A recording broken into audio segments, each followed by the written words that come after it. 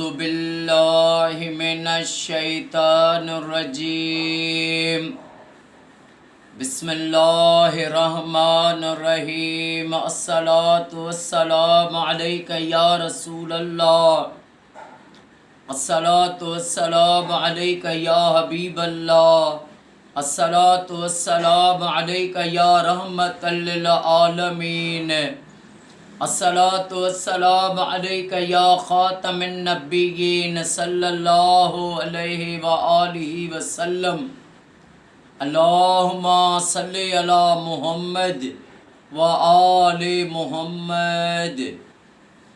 جو بھی میرا بھائی میری بہن میری اس ویڈیو کو دیکھے، اللہ پاک امام سجاد امام زین العابدین علیہ السلام کے صدقے اس کی تمام پریشانیاں دور فرمائے اور اس کی ساری فیملی کو سدا شاد و آباد فرمائے۔ پہلے زمانے کی بات ہے، ایک شخص تھا جس نے اپنی زندگی رب کے عشق میں، رب کی عبادت میں گزاری۔ اس کا جوانی کا ابھی عالم چل رہا تھا، ایک بادشاہ کے گھر میں چوری ہو گئی۔ اب جب بادشاہ کے گھر میں چوری ہو گئی تو بادشاہ کے جو نوکر تھے وہ نکلے چور کو ڈھونڈنے کے لیے، اور چلتے چلتے انہوں نے ان کو کوئی ایسا پیرا ملا کہ چور جو ہے وہ تو ان سے نکل گیا، اور وہ جو عبادت گزار شخص تھا اس کو پکڑ لیا کہ تو نے چوری کی ہے۔ اب اس کو پکڑا، بادشاہ کے دربار میں لائے۔ جب بادشاہ کے پاس آئے تو بس ابھی یہ دیر تھی کہ بادشاہ حکم دے تو اس کا سر قلم کر دیں، لیکن میرا رب فرماتا ہے کہ اے انسان، ایک تیری رضا ہے اور ایک میری رضا ہے، ایک تیری رضا ہے ایک میری رضا ہے، ہوگا وہی جو میری رضا ہے۔ اگر تو اپنے آپ کو میرے سپرد کر دے، تو اپنے آپ کو میرے سپرد کر دے تو پھر ہوگا وہی جو تیری رضا ہے۔ انسان اپنی کوششیں جو ہے اپنی رضا رب کے سپرد کر دے، جو رب کی رضا، تو پھر رب وہی کرتا ہے جو بندے کی رضا ہو۔ تو اس بادشاہ کے انتظار میں سب کھڑے تھے کہ بادشاہ ابھی حکم دے۔ تو بادشاہ نے، ابھی وہ عبادت گزار شخص تھا، وہ دل میں کہہ رہا تھا یا اللہ، میں نے تو کوئی بھی گناہ نہیں کیا، مجھے جو ہے یہاں پر انہوں نے الزام لگا کے پھنسایا ہے کہ یہ چور ہے۔ اب یہ بادشاہ کی دربار میں کھڑا ہے، تو بادشاہ نے جب مقدمہ چلایا تو بادشاہ نے، وہ سارے اس کے وزیر کھڑے ہوئے تھے، بادشاہ نے اس کو کہا کہ تیری ایک سزا ہے۔ اس نے کہا میری کون سی سزا ہے؟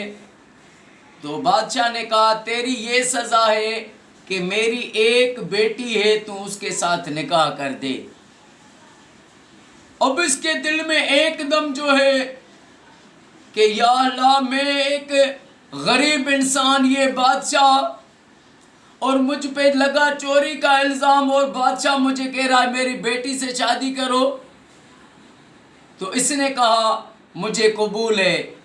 تو بادشاہ نے اس کو کہا کہ لیکن ایک بات سن لے، میری جو بیٹی ہے ایک ہی بیٹی ہے، لیکن وہ مجذوب ہے، وہ گھوم نہیں سکتی ہے، اور اس کی جو پیدائشی زبان ہے، زبان تو اس میں ہے لیکن بولنے کی طاقت اس میں نہیں ہے۔ تو یہ عبادت گزار شخص کہنے لگا بادشاہ کو کہ میں رب کی عبادت کروں گا یا پھر اس مجذوب کی میں خدمت کروں گا۔ تو بادشاہ نے کہا اگر تجھے منظور نہیں ہے تو میں تیرا سر قلم کرواتا ہوں، اس نے کہا مجھے منظور ہے، تو کل اپنی بارات لے کر آنا۔ ہل بھلے او میرا اللہ تیرے راز نرالے۔ اب وہ شخص گیا، اب جب دوسرا دن آیا بارات لے کر آیا، اب جو بادشاہ کے وہ چیلے تھے انہوں نے کہا کہ ہم نے بادشاہ کے لیے اتنی قربانیاں دی، جنگیں کی اور جو ہے، لیکن بادشاہ نے ہمیں یہ انعام نہیں دیا۔ بادشاہ نے انعام دیا ایک چور کو، اس کو بیٹی دے دی۔ اب یہ جب شادی کر کے گیا، گھر پہ گیا، تو جس وقت یہ اپنی دلہن کے قریب آیا، کوئی بھی نہیں تھا کمرے میں، تو جیسے یہ داخل ہوا کمرے میں، اس کے ذہن میں تھا کہ یہ بیچاری بول بھی نہیں سکتی ہے، دوسرا یہ مجذوب ہے، اس کو اٹھا کر دوسری چارپائی پر بٹھانا پڑے گا۔ تو یہ جیسے داخل ہوا تو اس لڑکی نے کہا بسم اللہ الرحمن الرحیم۔ یہ حیران ہو گیا کہ یہ ماجرا کیا ہے۔ اس نے جب دیکھا کہ سبحان اللہ وہ اتنی حسین، اتنی خوبصورت ہے، اتنی نیک ہے۔ اس نے اسے پوچھا کہ تو اتنی خوبصورت ہے اور تیرے ابو نے مجھے کہا تھا کہ یہ بات نہیں کر سکتی ہے، مجذوب ہے۔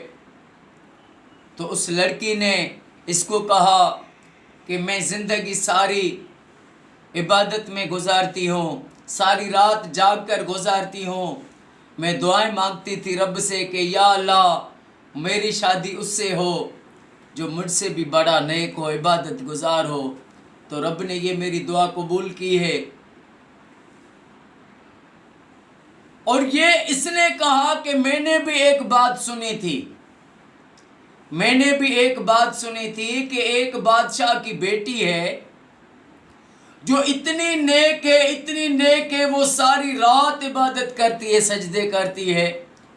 تو میں نے دل میں خیال آیا تھا کہ یہ مجھے اگر مل جائے، پھر میں نے سوچا کہاں میں ایک غریب یتیم مسکین آدمی، کہاں بادشاہ۔ تو رب نے شاید میری بھی وہ تمنا تھی دل کی، کیونکہ ایک میری تمنا ہوئی، لیکن میں نے کہا میں کہاں اور وہ کہاں۔ اب جب دوسرا دن ہوا، یہ بادشاہ کے پاس آیا تو بادشاہ سے پوچھا، بادشاہ سلامت مجھے بتا کہ تو نے مجھے کہا تھا کہ میری بیٹی مجذوب ہے اور بول نہیں سکتی ہے، لیکن وہ تو بول بھی سکتی ہے اور گھوم بھی سکتی ہے۔ بادشاہ نے کہا میں نے اس لیے کہا تھا کہ یہ جب سے پیدا ہوئی ہے اس نے ماں باپ کے سوا کسی کے ساتھ بات بھی نہیں کی ہے، اور اس نے آج تک پیدا ہوئی ہے تو اس نے کبھی گھر سے باہر قدم نہیں رکھا۔ اس لیے میں نے کہا تھا یہ مجھے بیٹی اللہ نے ایسی دی کہ اس کی بچپن سے عبادت میں لگتی تھی، دل رب کی عبادت کرتی رہتی تھی۔ تو میں دعائیں کرتا تھا کہ یا اللہ میری بیٹی کو کوئی ایسا شوہر دینا جو اللہ کا نیک بندہ ہو۔ تو مجھے جس دن تم میرے پاس آئے چوری کے الزام میں، اس رات مجھے خواب میں آواز آئی کہ کل جو تیرے پاس پہلا مجرم بن کر آئے گا، جس کا تو مقدمہ چلائے گا، اس کے ساتھ اپنی بیٹی کا نکاح کر دینا۔ تو میں نے اس پر عمل کیا اور انہوں نے زندگی پھر انہوں نے خوشیوں میں گزاری۔ اب ایک غریب انسان، اس نے رب کو راضی کیا، پھر رب نے اس کو کہاں سے کہاں پہنچا دیا۔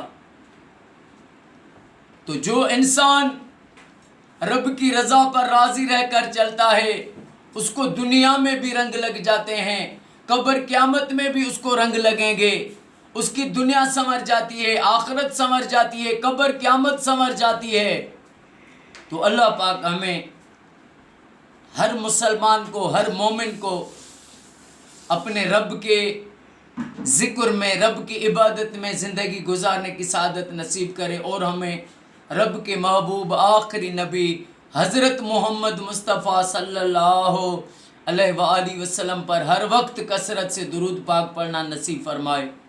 اللہ پاک میرے آقا کی امت کو فرقہ واریت سے بچائے۔